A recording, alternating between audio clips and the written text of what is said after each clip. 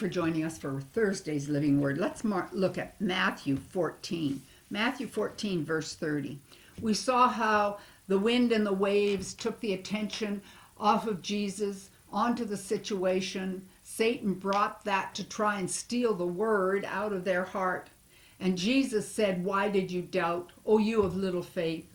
Meaning they could have taken authority over that wind, that storm. It was in the natural realm, and we have been given that authority.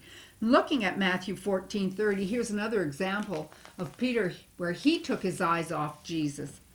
And it said, Jesus is walking on the water, and he says, "Be not afraid, it's I." Peter said, "Lord, bid me to come." Jesus said, "Come."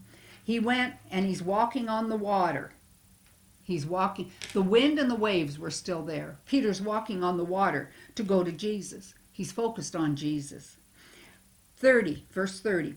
But when he saw the wind boisterous, he didn't see actually the wind. He saw the result of the wind.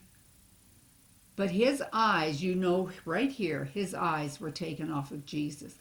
And in Hebrews 12:2, we're told to look unto Jesus, the author and finisher of our faith. And because he took his eyes off Jesus and started to look on the natural circumstances, he was afraid. When we look at the natural circumstances, things that are going on today, we might look in our cabinet cupboard and there's just not a whole lot there, or our bank account is empty. We can get into fear. Are we going to lose everything? What are we going to have for tomorrow? But when we look at circumstances, fear will always come. And the moment he was afraid, he began to sink. And this is important. He didn't immediately go down. If you jump off a diving board, you go down immediately off the side of a swimming pool. But he began to sink slowly.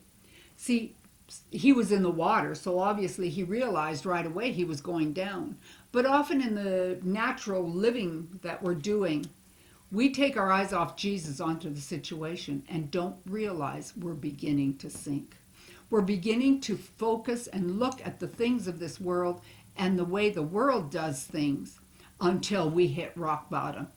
And then we have to try and climb our way back out. But you see, we can keep our eyes on Jesus and not even begin to sink. And then he said, "Lord, save me." And immediately Jesus stretched forth his hand and caught him and said, "O thou of little faith, why did you doubt?" If Peter had kept his eyes on Jesus, he would have been able to walk on water the way Jesus did. But doubt caused him to sink.